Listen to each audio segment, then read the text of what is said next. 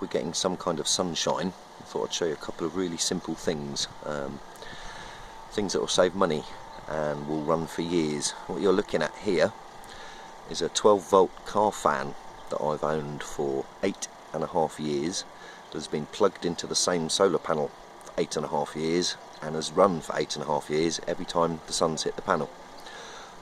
It's such a simple thing to do. So this one's running from the panel on the right, which is a 10-watt solar panel which has a reverse charging capacitor on the back, which I shall show you because it's such a simple device.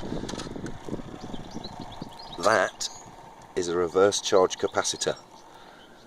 That little link that you can see in the middle of the screws there. I'm sorry, it's not particularly clear. And as you can tell, I've turned the fan over, sorry, the panel over, so the fan's not running.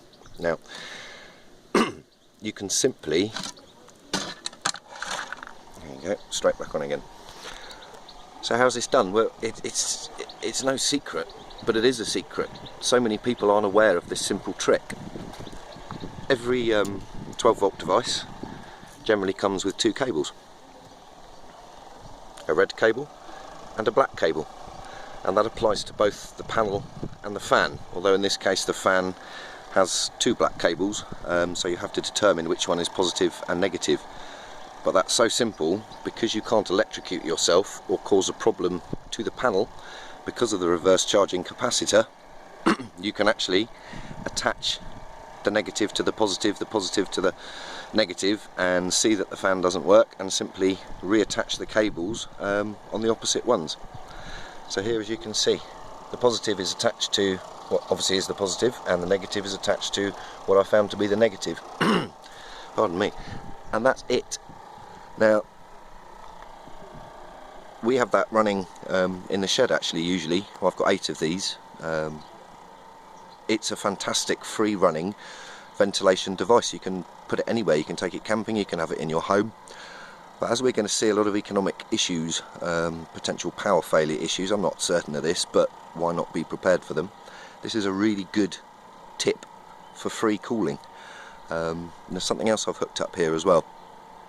And don't worry, it's not technical, none of this is technical, it's so simple, and anyone wants to ask any questions, just put them in the comments and I'll respond to everybody. So here,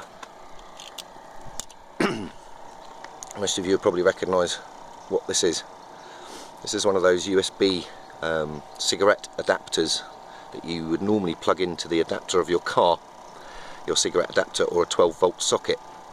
And what I've done here is I've removed the silver cap off the top, this part, and there's a spring inside, and I've coiled the positive around the spring that pops out, and I've attached the negative of the solar panel to this point here, because obviously these are the negative points where my forefinger and thumb are, and that is the middle finger, and that's the positive point, which is the end cap, and that can just be unscrewed, popped off, and the red, the positive cable from the solar panel, can be attached. Now if I put this in the shade, right next to my puddy cat, how you doing, puddy cat? You'll see